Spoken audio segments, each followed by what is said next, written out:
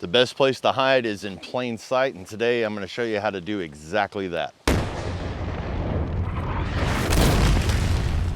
So I was a professional man tracker for the government for many years, and I felt like today I should show you some insight into what we actually look for. A lot of people think that tracking is just looking for sign or cutting for sign. That's kiddie stuff. That's what people on YouTube are trying to tell you.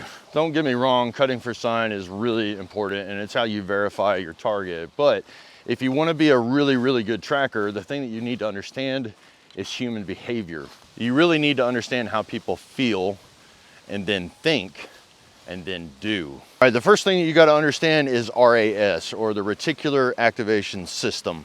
Your brain is getting thousands of signals in a second, and you have to have the ability to filter out that information. A good example of RAS is when you look at the clouds and you see cloud formations and your mind is constantly trying to identify a shape. Your mind is constantly filtering stuff out, and you're going to be drawn to certain things intentionally. It's really a defense mechanism to help keep you alive so that you can identify potential targets. Now, to prove my point, what I thought today is we would do a little exercise where we are basically going on patrol, and I'm going to show you the things that your eyes are drawn to. So let's go for a walk and just see what we see. All right, so first things first, you're going to be looking down to make sure that you don't trip and fall. So a big part is going to be focusing on the natural terrain to make sure that you don't look like an idiot. And the next thing that you're going to be doing is you're going to be scanning the surrounding area that you're walking into. All right, so let's do it together. Let's look around this area and we'll see what we see.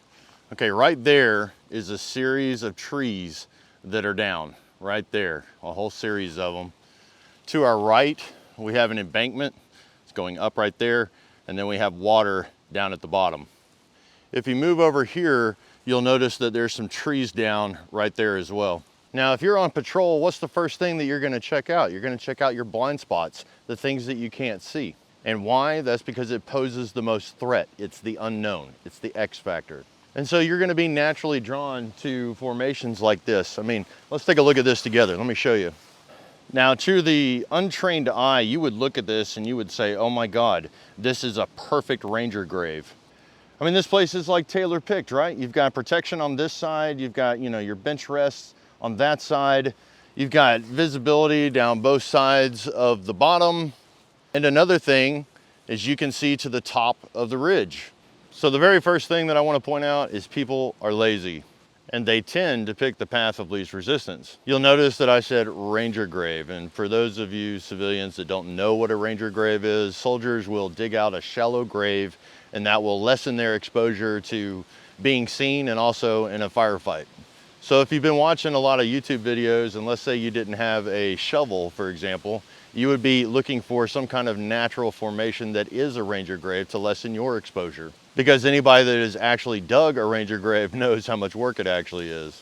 And so when you come across this right here, you may be telling yourself like, oh my God, this is perfect shelter. Like, I've got a ranger grave. I don't even have to do the work. It's perfect. Well, it's a perfect place for you to get killed. And in tracking, we call that a POI, or a point of interest. The mind is constantly trying to filter out the things that are, to establish a baseline, and then the things that are different from the baseline. And in our baseline, the very first thing that we came across was this right here. All right, now let's talk a little bit about counter tracking. So I have cleared this area, and now think of it like bait, okay? I just took the bait. I'm in a trap.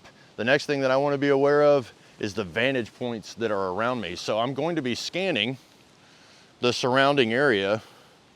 And I don't know if you can see it or not, but literally right there is a structure, all right? That is a perfect line of shot for a sniper. So the very first thing that I want to do is I want to get out of line of sight, and then I'm going to continue my scan. Now at the top of this hill, there are some potential places to hide. And as I continue scanning, there's a funnel right over there as well. And so being in a patrol unit, you would want to get out of the potential line of fire as fast as you can. All right, let's do a little critical thinking exercise here. So if you were trying to hide from a patrol unit, think back to the scan of the hillside. Where would you want to hide? And the answer to that is in the middle of the baseline. And the reason for that is because as we scan that hillside, our eyes are drawn to the things that might potentially harm us, and we ignore the baseline. So you got to ask yourself, okay, what in this picture, what are we looking at and there's the most of? And you may say, well, there's a lot of trees, and you would be right. There are a lot of trees, and we can't, focus on every single one of them. There is some water in this picture, but you definitely don't want to go there either. Now the answer that we're actually looking for is the leaves.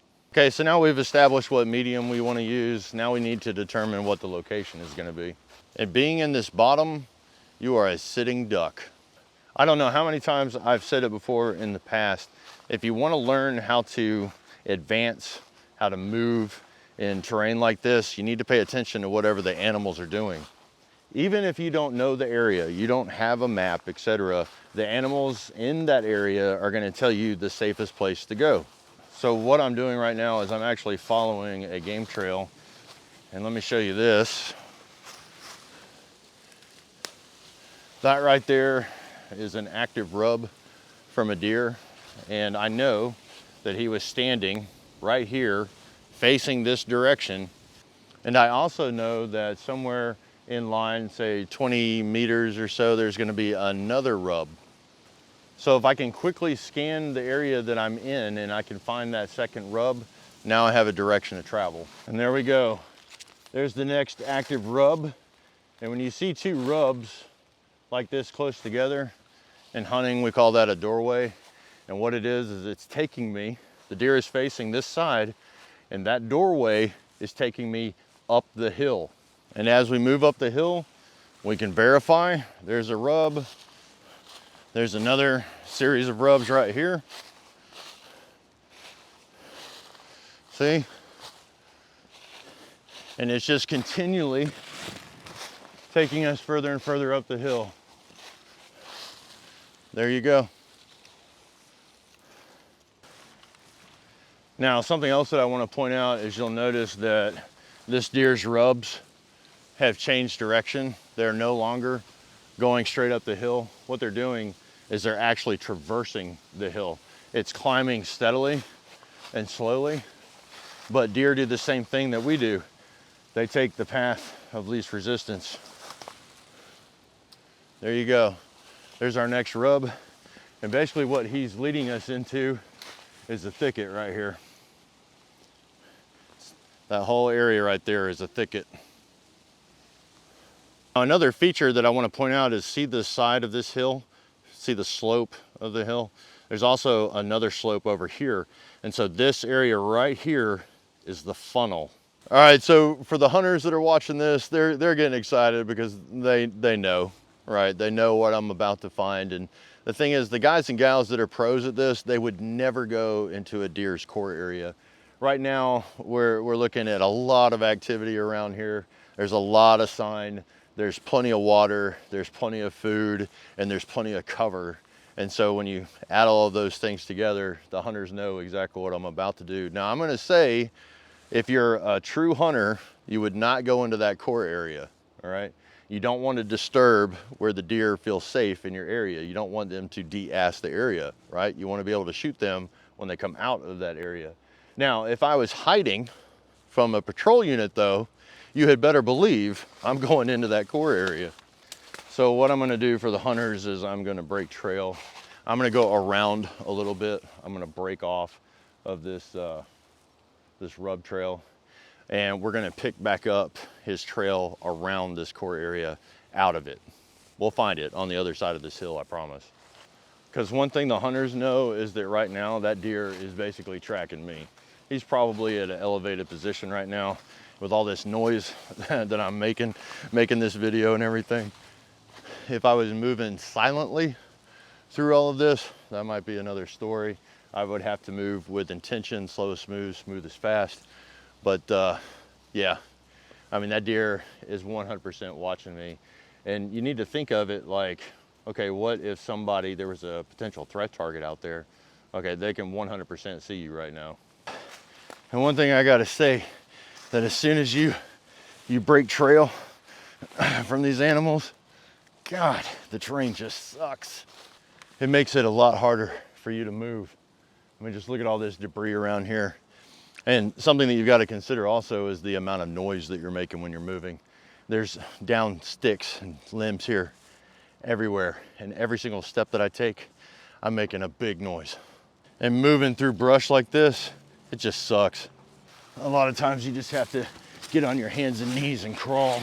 Okay, I finally found the deer trail again. And guess where it is? It's about 3/4 of the way up the ridge line.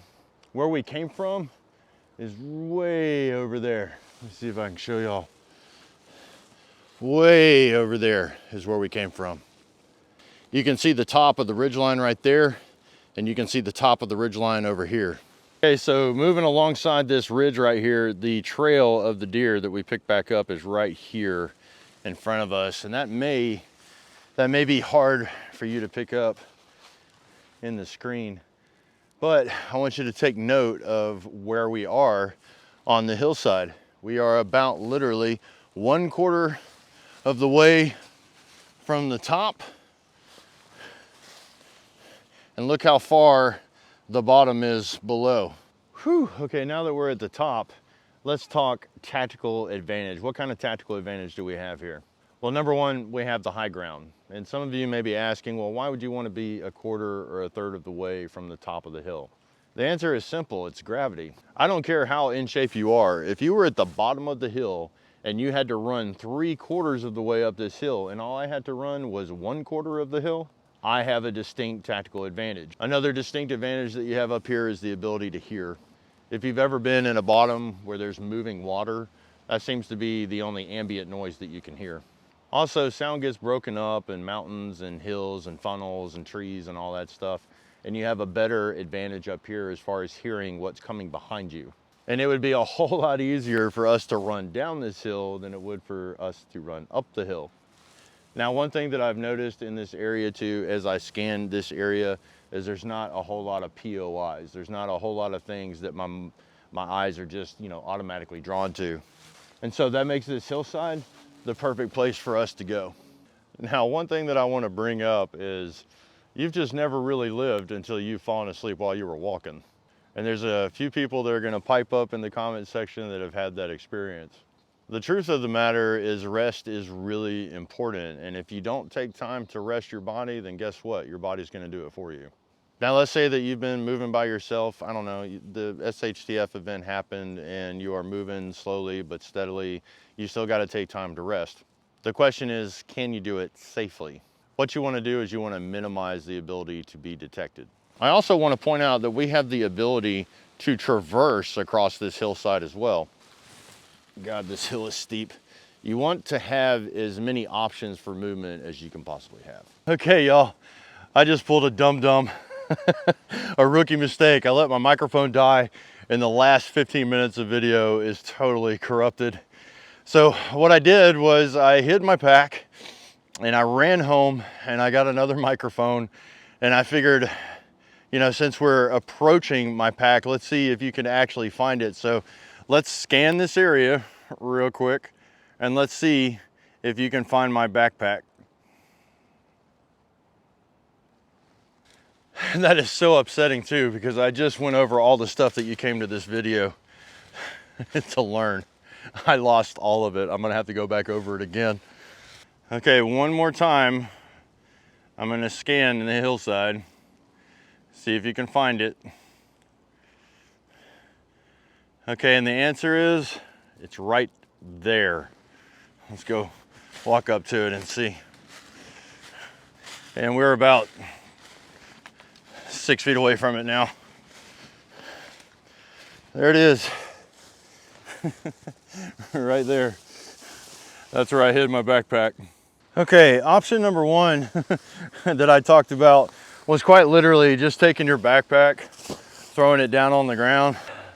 Let y'all laugh at me for a minute. Yeah, option number one was literally just getting on the ground. You were gonna catch like 15 minutes of Z, and I really feel like I could do that right now.